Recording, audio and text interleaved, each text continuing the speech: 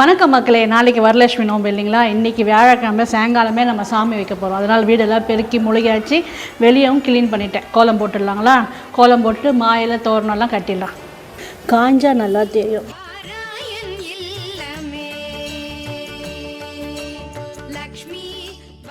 மா கோலம் போடுறதுங்க விசேஷம்.